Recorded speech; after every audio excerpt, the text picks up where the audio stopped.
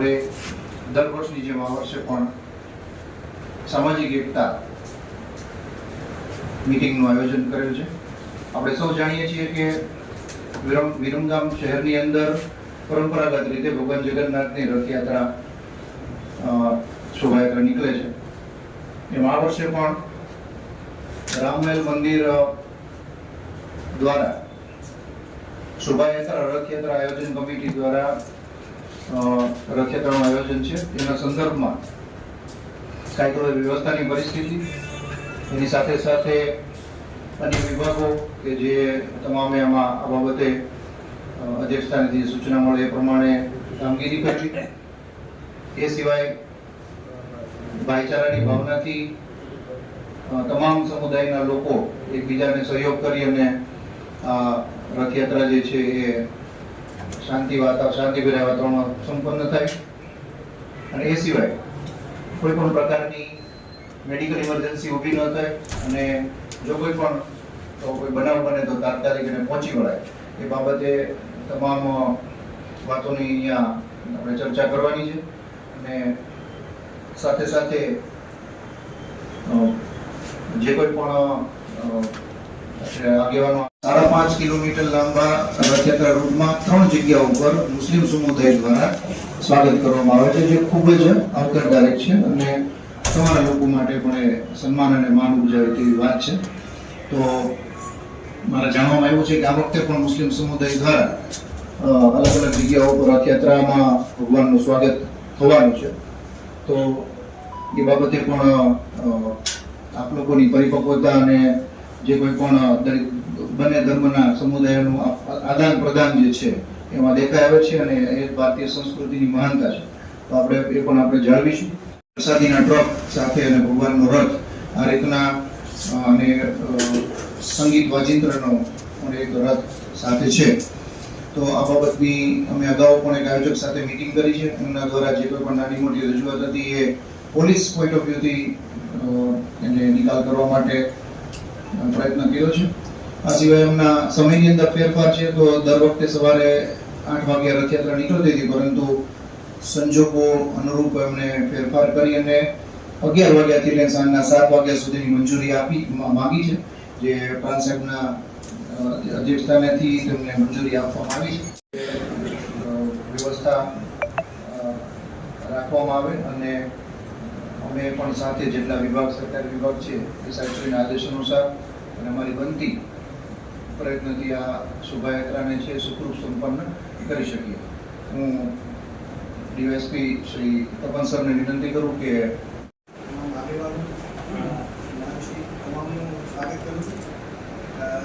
આજની મીટિંગ છે તે મુખ્યત્વે આપણે તમામ મુદ્દાઓ છે ચર્ચાઈ ગયા. મીટિંગનો મુખ્ય ઉદ્દેશ છે એ તમારી કોઈ રજૂઆતો છે તો એ સાંભળવા માટે છે. ઉપરાંત અમે શું તૈયારીઓ કરી છે. લગભગ 8:30 વાગે સવારે રથયાત્રા શરૂ થઈ, પરંતુ આ વખતે સમયમાં ફેરફાર છે એટલે 11 વાગે આશરે આપણે શરૂ કરીશું. સમગ્ર રથયાત્રા માટે પોલીસે તમામ પ્રકારની તૈયારીઓ કરી છે, જેની અંદર લગભગ 10 જેટલા પીઆઈઓ આપણી જોડે હશે. આ ઉપરાંત 15 જેટલા પીએસઆઈઓ હશે અને ઉપરાંત લગભગ 200 જેટલા પોલીસ કર્મચારીઓ અને જીઆરડીઓ ગાર્ડ આપણી પાસે રહેવાના છે. આ ઉપરાંત તૈયારીના ભાગરૂપે કે જે તૈયારીમાં કોઈ રથયાત્રા દરમિયાન કોઈ અણબનાવ ન બને અને તમામ વસ્તુ પર સર્વેલન્સ રહે તેના માટે આપણી જોડે લગભગ વિરમગામ ટાઉનની અંદર 30 થી વધારે કેમેરા ઉપલબ્ધ છે. આ ઉપરાંત ડ્રોન કેમેરાના સર્વેલન્સની પણ આપણે મદદ લઈશું અને જે પોલીસ જોડે બોડી પણ કેમેરા હોય છે તેમનો પણ આપણે પૂરતો ઉપયોગ કરીશું, જેથી કરીને તમામ વસ્તુઓ આપણે જોઈ શકીએ.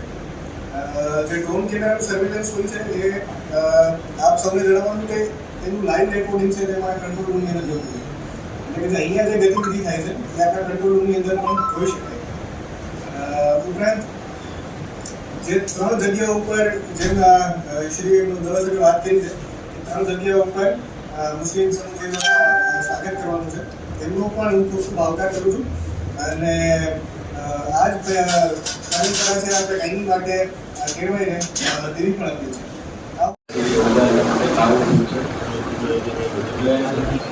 ઘણી બધી અમે અંતરોથી આપણે રિક્વેસ્ટ કરીએ દર વખતે આપણે તકેદારી રાખીએ છીએ, દર વખતે આપણે જે નાગરિક ધર્મ નિભાવીએ છીએ એ જ રીતે આપણે આ વખતે પણ આખું આ રથયાત્રાનો બધો ફરીથી આયોજિત કરવાનું છે.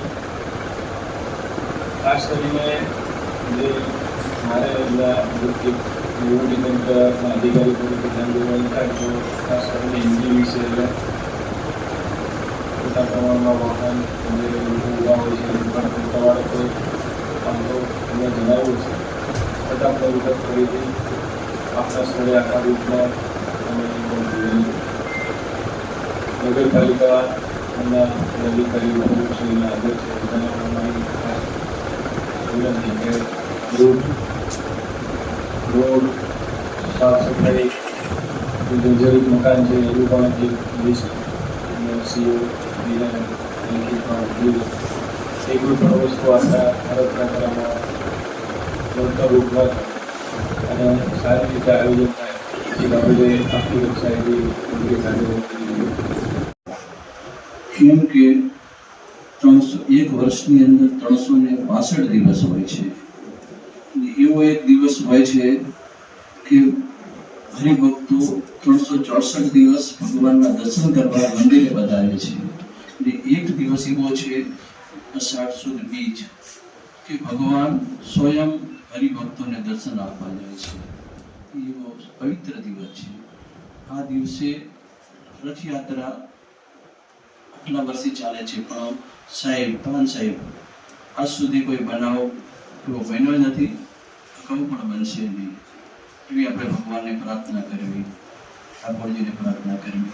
કેમ કે વિરમગામ આમ બહારથી ભલે એવું લાગતું હોય સાહેબ પણ બહુ ધાર્મિક ગામ છે અને આ ગામની ઉપર હજી સુધી કોઈ જાતની આફત કે કોઈ જાતનો ઝઘડો લડાઈ થયું નથી.